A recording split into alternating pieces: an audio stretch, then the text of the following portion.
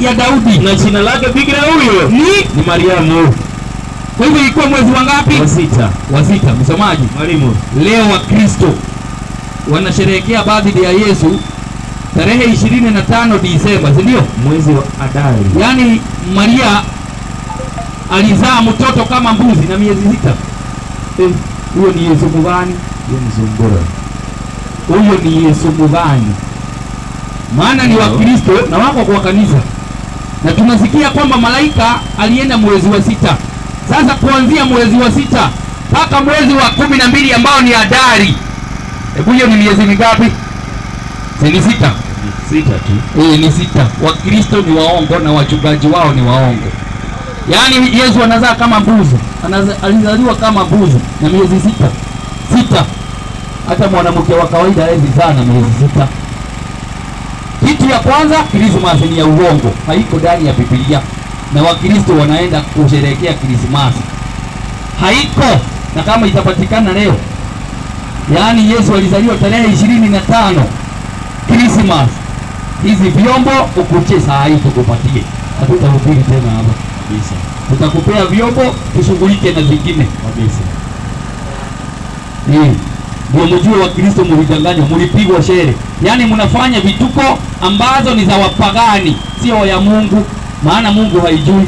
Msamaji, mwalimu, hebu nisaidie 52:31 kitabu ni cha Yeremia. Hata sijui kwa nini nimeingia huko na siku wanataka kuingia huko. 52:31. Twende. Kitabu cha nabii Yeremia. Soma. Biblia inasema, changamuka msamaji. 52:31. Yeremia. Ndio. Haya nikafikia mwalimu wangu, Biblia takatifu inasema hivyo, hata ikawa katika mwaka wa 30. Ikawa katika mwaka wa 37. Ndio. Wakuhamishwa kwake Yehoakimu. Wakuhamishwa kwake Yehoakimu, mfalme wa Yuda. Mfalme wa Yuda. Katika mwezi wa 12. Ati mwezi gani? Wa 12. Na leo watu wanauliza mwezi gani? Mwezi wa Disemba. Si usome. Inaendelea kusema nini? Katika mwezi wa 12. Ndio. Siku ya 25 ya mwezi. Siku gani? Ya 25 ya mwezi. Na leo Wakristo wanafanya Christmas tarehe ngapi? 25 Disemba. 25 ngapi? Disemba. Soma tusikie. Inaendelea kusema Evo Merodaki. Yani shetani Merodaki. Inaendelea kusema Evo Merodaki, mfalme wa Babeli. Mfalme wa Babeli. Katika mwaka wa kumiliki kwake. Katika mwaka wa kumiliki kwake. Akamuinua kichwa chake Yehoakimu mfalme wa Yuda. Twende. Akamtoa gerezani. Akamtoa wapi? Gerezani. Hapo kuna mfalme alitolewa wapi? Gerezani. Na Wakristo leo wanasherehekea ati Yesu alizaliwa Christmas. Divai. Kwa hivyo mnasherehekeaga mfuko. Amefunguliwa. Mmekamata hiyo? Mmeshika hiyo? Wachaneni na hizi viti bwana. Mnidanganya na Mroma. Yaani mfuko akafunguliwa. Nyinyi mnasema ni Yesu alizaliwa tarehe 25 Disemba. Ilipatikana andiko. Hizi vyombo mchukue. Na mfanye hata kugogo. Na mpigie hata wachungaji simu muwaulize. Mkipata mchukue hizi vyombo muweze nasi. Msomaji, mwalimu wangu. 7:17 Yeremia. Musikie. Hawa ni hatari. 7:17 Yeremia. Kitabu ni cha Yeremia. Ndio. Biblia inasema 17. Usome. Haoni wanavyoenda katika miji ya Yuda. Sikiliza. Hamuoni wanavyofanya katika miji ya Yuda na katika njia kuu za Yerusalemu? Na katika njia kuu za Yerusalemu watoto wakota kuni. Ati watoto wanafanyaje? Wakota kuni. Kwa hivyo pia wakati wa Christmas, wakati mko nyumbani, maana mnabebanga virago zenu zote, mnaenda nyumbani. Mkienda nyumbani hiyo siku, mnaambia watoto endeni kwa kichaka mtafute kuni. Kisha na baba zao, ati na nani? Baba zao. Si hao ni mababa wamesimama hapa? Kabisa. Usioni mama zao, naona baba zao. Mimi naona baba zao. Wanafanyaje? Baba zao kuwasha moto. Baba zao kazi yao ni kuwasha moto. Na wanawake ukanda unga machapati. Wanawake kazi yao ni michapati. Hakuna nyumba hiyo siku inaanga chapati. Hiyo siku kama hujawahi kula chapati, tembea kwa hizo maboma, lazima ukule chapati. Soma tusikie. Ili kumfanyishia mikate Malkia wa mbinguni. Atikufanyizia mikate nani? Malkia wa mbinguni. Na mbinguni ukumbuke hakuna Malkia. mbinguni ukumbuke hakuna nani? Malkia. Tutasema ni malkia mgani? Twende. Inasema na kwa miminia miungu mingine sadaka za kinywaji. Kwa hivyo hiyo siku lazima watu wanunuliwe juice, wengine wakunywe pombe, wengine wakunywe maji, wengine wakunywe soda.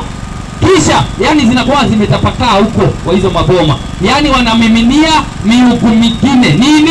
Vinywaji. Inasema Sizome. Wapate kunikasirisha mimi. Ati wanapata kukasirisha nani? Mungu. Wanakasirisha nani? Mungu. Na wao ndio wanafurahia hizo siku, si ndio? Kabisa. Na wakati wa Christmas ndio wasichana wengi hupata mimba. Kabisa. Ndio watu wengi wanaibiwa simu zao. Kabisa. Ndio vilabu nyingi zinavunjwa, zinaibiwa pesa. Kwa hivyo wanakasirisha nani? Mungu. Na ndio unaonanga, wacheni niwaambie, ndio maana unaonanga ajali ni nyingi hicho kipindi. Ajali. Maana wanakasirisha nani? Mungu.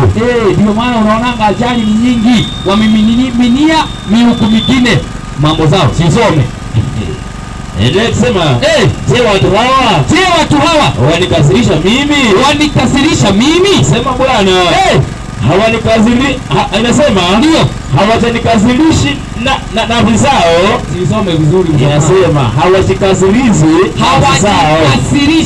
hawajikasirishi nafsi zao. Kwa hivyo ni kufurahia, wanafurahia ndani ya nafsi zao, lakini wanakasirisha nani? Mungu. Maliza. Na kusitia haya nyuso zao.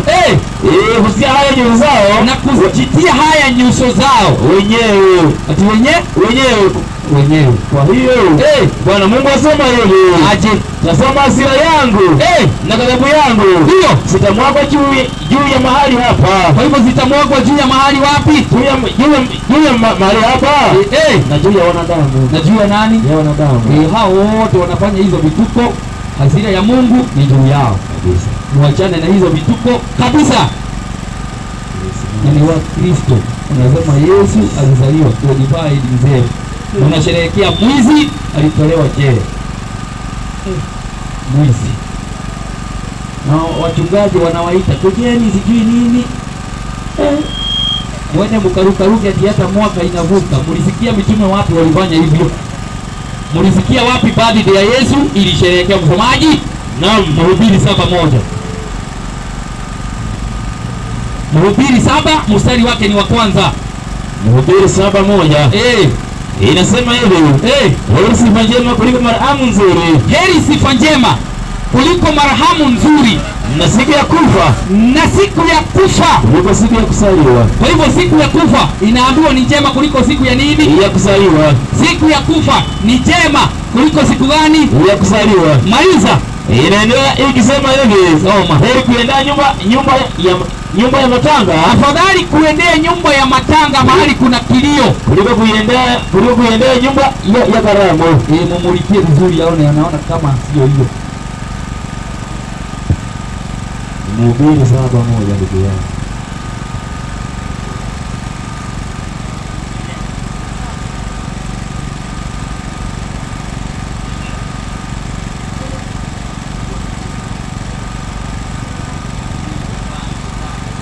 Amepata andiko. Kwani amepata andiko la Yesu nimpee vyombo. Unajua hata nimeanza kushtuka vyombo zisiende. Nimeanza kushtuka vyombo zisiende. Ndio mpaka kiama. Amepata, anatakaje? Anaandaa kulimulikia tu. Barikiwe. Ni mtu mzuri kabisa. Ile ni maji moto tu. Haina shida. Mungu atambadilisha kabisa. Nianza kunywa baridi. Kwa sawa. Msomaji, mwalimu wangu, tulikuwa andiko gani? Mhubiri 7:1. Soma. Heri sifa njema kuliko marhamu nzuri. Heri sifa njema kuliko marhamu nzuri. Na siku ya kufa. Kuliko siku ya kuzaliwa. Kuliko siku ya kuzaliwa. Ndio maana unaona leo ati mtu akiwa na kabalaji vide mnamumwagilia maji mapema hata kama hajui. Yaani anaroa maji. hiyo ni mbaya. Hiyo si usome. Inasema ndio, heri kuiendea nyumba ya matanga, heri kuiendea nyumba ya matanga kuliko kuiendea nyumba ya karamu, kuliko kuiendea nyumba ya karamu. kwa maana huo ndio mwisho wa wanadamu wote. Ati huo ndio mwisho wa wanadamu wote, huo ndio mwisho wa wanadamu wote. Wacha nikuonyeshe leo watoto wa mtu ndani ya Biblia walienda kufanya birthday, Mungu akawaua kabisa. Birthday kusherehekea, Mungu akawaua. Na nyinyi ndio mko hapa sijui tunaenda bash, mnaitana mnaenda bash. Mliona wengine walienda bash Bugoma wakakufa kabisa, si ndio? Somo ya Ayubu 1 mstari wake ni wa 6. Inasema twende, ilikuwa siku moja ambayo hao wana wa Mungu, ilikuwa siku moja hao wana wa Mungu walikwenda kujihudhurisha mbele za Bwana. Twende. Shetani naye akaenda kati yao. Shetani naye akaenda kati yao. Bwana akamuuliza Shetani. Bwana Mungu akamuuliza Shetani, umetoka wapi wewe? Umetoka wapi wewe? Shetani akamjibu Bwana na kusema nini? Natoka katika kuzunguka duniani. Shetani akamjibu Mungu akamwambia, nimetoka kuzunguka duniani, katika kutembea huku na huku, katika kutembea Marikiti na katika kutembea huko Mathare na Kangemi na humo. Kisha Bwana akamuuliza Shetani, aje, umemwangalia huyo mtumishi wangu Ayubu? Umemwangalia huyo mtumishi wangu Ayubu? Kwa kuwa hapana anasema kwa kuwa, enda direct to the point. Nasema ya 16 kama ngapi? Soma. Inasema hivi. Ndio. Wazo kuanzia 13. Barikiwa. Inasema ulipokia siku moja Hawa nawe na bibi zake. Rudia tena. Ilitukia siku moja Hawa nawe na bibi zake na binti za Ayubu walipokuwa wakila na kunywa divai katika nyumba ya ndugu yao mkubwa. Mjumbe akamfikiria Ayubu na kumwambia nini? Hao ng'ombe walikuwa wakilima. Hao ng'ombe walikuwa wakilima na punda. Twende. Inasema hivi, walikuwa wakilisha karibu nao. Twende. Mara Zeba inaendelea kusema hivi, mara Zeba wakamshambulia. Twende. Wakawachukua wakaenda sawa. Naam, ndio. Umewaua hao watumishi. Naam, umewaua hao watumishi kwa makali ya upanga. Mimi peke yangu nimepona. Mimi tu kukuletea habari hizi. Twende. Endelea kusema huyo alipokuangalia akinena akatokea mwingine alafu na kusema nini? Moto wa Mungu inasema umeanguka kutoka mbinguni. Enda mahali waliangukiwa na nyumba. Ndio kama tulikuwa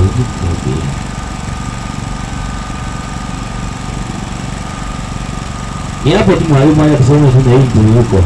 Sema. Inaendelea kusema hivi. Ndio. Huyo alipokuangalia kinena akatokea na mwingine na kusema aje, wanao na binti zako walikuwa wakila na kunywa divai. Na nasema katika nyumba ya ndugu yao mkubwa. Soma. Mara nasema nini? Upepo wenye nguvu ukatoka pande za jangwani. Ukipiga hiyo nyumba. Ukafanyaje? Ukipiga hiyo nyumba pembe zake 4. Nayo ikawaangukia hao vijana. Ndio. Nao wamekufa. Ati wakafanyaje? Wamekufa. Kwa hivyo upepo ukagonga hiyo miamba yote 4 ya nyumba, ikawaangukia wakafanyaje? Wakafa. Wakicelebrate birthday. Bash. Unazimana mnaenda bash. Unajua unaenda bash leo hatutakuwa na nini. Ukubali ukatae ni hivyo. Mungu anaanga sarakazi kama hizo. Msemaji? Waraka wa kwanza wa Yohana 2:15 inasemaje? Wapenzi, msipende dunia. Wapenzi, msipende dunia. Mtu akiipenda dunia, umpenda Baba hakumo ndani yake. Rudia tena. Inaendelea kusema mtu akiipenda dunia, umpenda Baba hakumo ndani yake. Kwa hivyo mtu asiipende dunia. Mambo hayo ni ya dunia. Lakini ukiulizwa vazi moja ya Biblia hautajua. Ukiulizwa vazi moja ya Biblia hautajua. Kama huyo mwenye anataja tu kutaja lakini hatoi andiko. Ndio mzamani kabisa. Kwa hivyo lazima watu wajue tuko kipindi gani. na tuko katika kipindi cha hatari. Msomaji, mwalimu, hebu nisaidie kitabu gani? Hosea 8:8.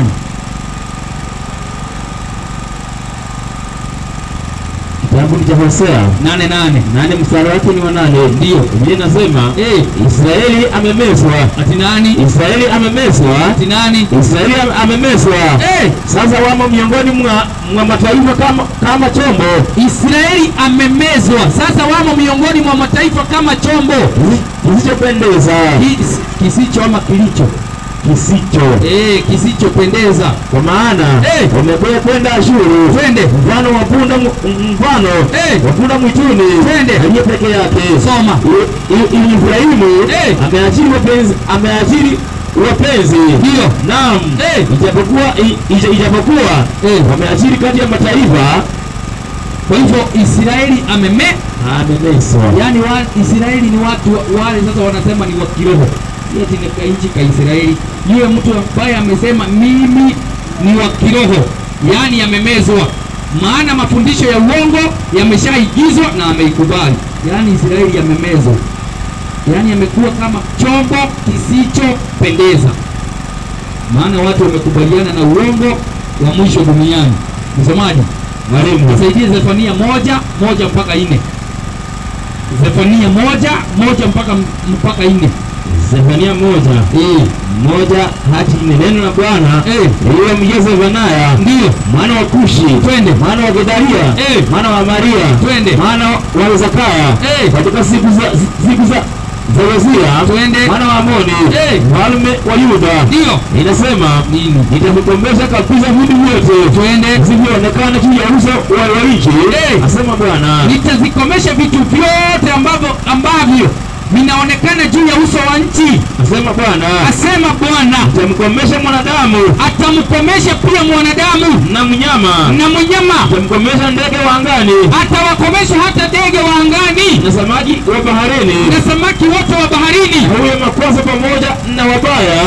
Nami ndio nitamkatalia mbali mwanadamu,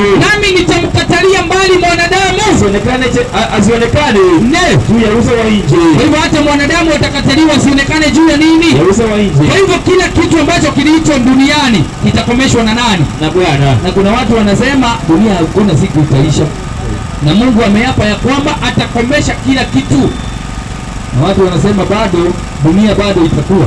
Hata kipindi cha Nuhu watu ni hivyo walisema dunia haiwezi kagarikishwa na maji, lakini wakati Nuhu aliambiwa ajenge safina, akaambia watu wamsaidie kujenga, walisema yeye ajenge, aingie na bibi yake na watoto wake. Lakini cha maajabu na cha kushangaza, wanyama waliingia, wanadamu wakakataa.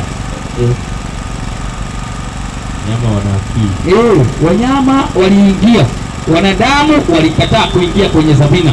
Na watu wa leo ukiwauliza ungekuwa kipindi cha Nuhu ungeingia kwenye safina? Ndio. Hauwezi. Si hata leo tunapiga tarumbeta uingie, unakataa. Sasa ungeingiaje hata kile kipindi? Wako waone safina. Wanataka waone safina. Wale wengi. Msamaji, Ufunuo wa Yohana 8 mstari wake ni wa 12 na 13.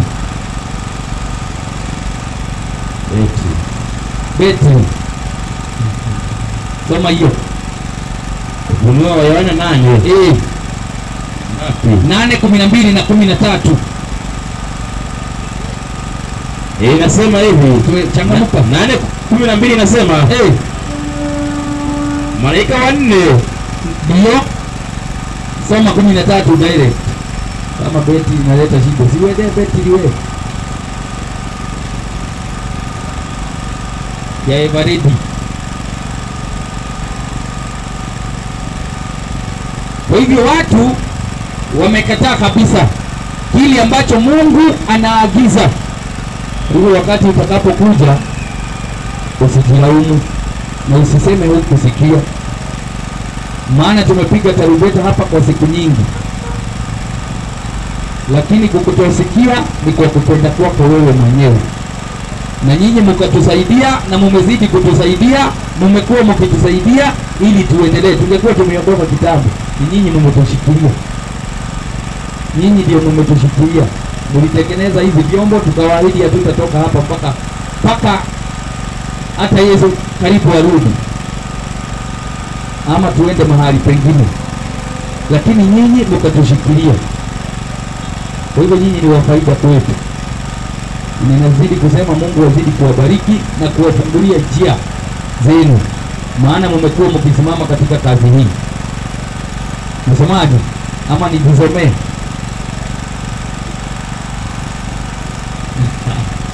Kama tumalizie hapo. Umetosha? Pesa ya mafuta umetosha? Imebaki ngapi? 350.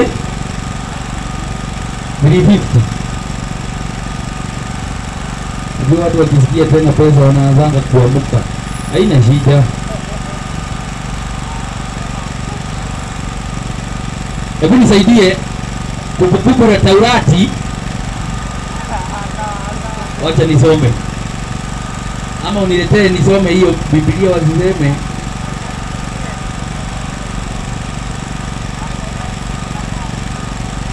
Kumbukumbu la Taurati 12:13. Deuteronomy 12 chapter number 13.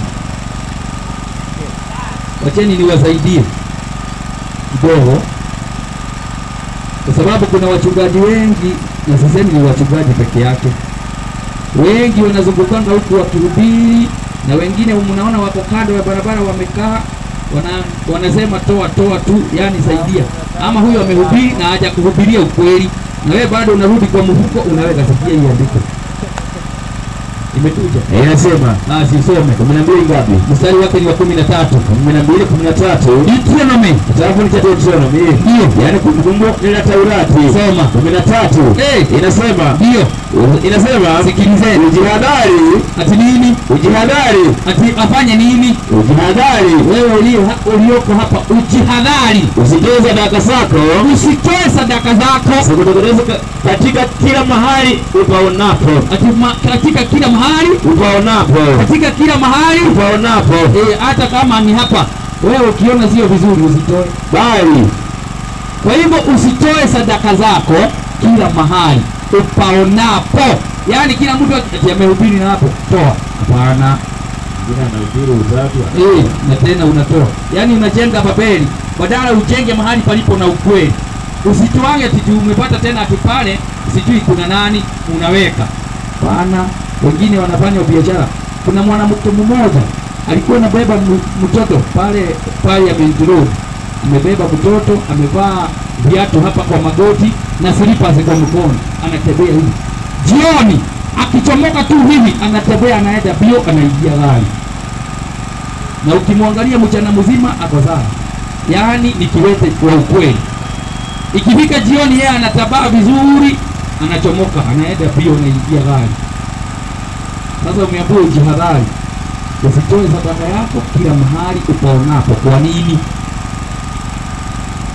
Inasema 14 twende, bali katika mahali atakapochagua nani? Bwana. Ati mahali atakapochagua nani? Bwana. Katika kabila zako ndio mmoja wapo. Ndipo utakapotoa sadaka zako ndio za kuteketeza. Barikiwa. Kwa hiyo sio kila mahali unastahili kutoa. Maana wengine ni madanganya matupu. Yaani inafanyiwa sarakasi na vituko, unaenda kutoa. Msemaje? Unisaidie Yohana 8:13 tukimalizia. Yohana 8:31 na 32. Yohana 8. Ndio. Akawaambia nini? Wale Wayahudi waliomwamini. Yesu akawaambia wale Wayahudi waliomwamini. Inasema, nyinyi mkikaa katika neno langu. Nyinyi mkikaa katika neno langu, mmekuwa wanafunzi wangu kweli kweli. Mmekuwa wanafunzi wangu kweli kweli. Tena, mtaifahamu kweli. Tena mtaifahamu kweli. Na hiyo kweli itaweka huru. Kwa hivyo ukifahamu kweli, hiyo kweli inakuweka huru. Nisaidieni hiyo grafiti tafadhali. Hata kama tafadhali naomba hiyo grafiti unisaidie. Wewe soma namba yako haraka kwa nini anaweka hapo.